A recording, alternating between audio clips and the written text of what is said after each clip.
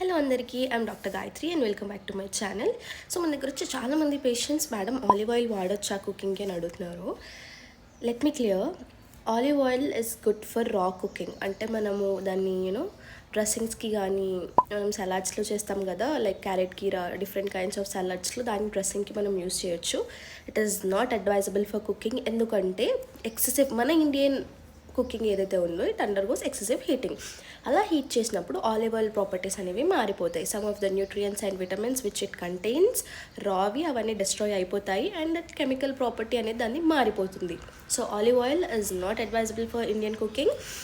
Groundnut oil ఉంది, చాలామంది use చేస్తుంటారు groundnut oil. It is better, okay, because it contains it's cold press oil కాబట్టి it is advisable and it contains balanced amounts of fats.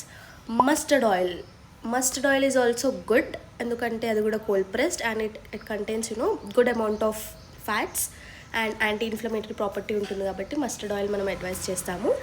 Sunflower oil కూడా చాలామంది వాడుతుంటారు. That is not advisable ఎందుకంటే mild కుకింగ్కి it is suitable, కానీ excessive heating ఫ్రైయింగ్కి that is not suitable.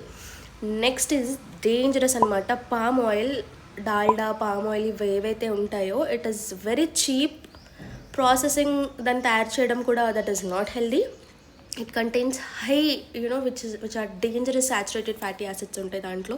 So palm oil is strictly not advisable. Next వచ్చేసి ghee is very suitable for Indian cooking ఎందుకంటే దాంట్లో it is very nourishing and contains properties which are helpful and beneficial in maintaining మన hormonal balance ఏదైతే ఉందో అది maintain చేయడంలో like it has good amount of properties అని చెప్పొచ్చు. రిఫైన్డ్ ఆయిల్స్ బెస్టా లేకుంటే కోల్డ్ ప్రెస్ ఆయిల్స్ బెస్టా అంటే నేను కోల్డ్ ప్రెస్ ఆయిల్సే బెస్ట్ అని చెప్తాను.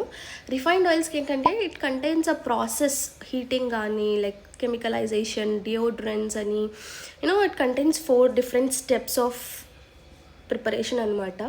సో కోల్డ్ ప్రెస్ ఆయిల్లో స్టార్టింగ్ స్టేజ్ హీటింగ్ అనేది ఉండదు, they are natural and it's a clean process ఉంటుంది కాబట్టి కోల్డ్ ప్రెస్ ఆయిల్స్ బెస్ట్ అని నేను చెప్తాను. సో ఈ వీడియో కనుక మీకు నచ్చినట్టు ఉంటే please like share and subscribe to my YouTube channel. ఏమైనా డౌట్స్ ఉంటే కమెంట్ సెక్షన్లో చెప్పండి. I'll be seeing and I'll be responding for that. See in my next video. Until then bye, take care.